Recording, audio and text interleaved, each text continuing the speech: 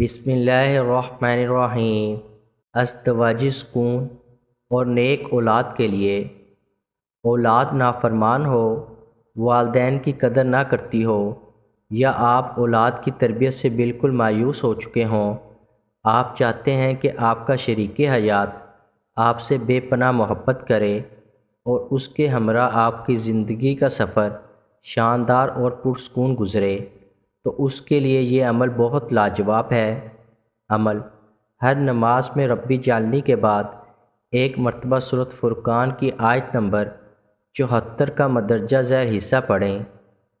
ربنا ہب لنا من ازواجنا وذریاتنا قرۃ اعین واجعلنا للمتقین اماما۔ اس عمل کو خود بھی کریں اور صدقہ جاریہ کے طور پر دوسروں کے ساتھ بھی لازمی شیئر کریں۔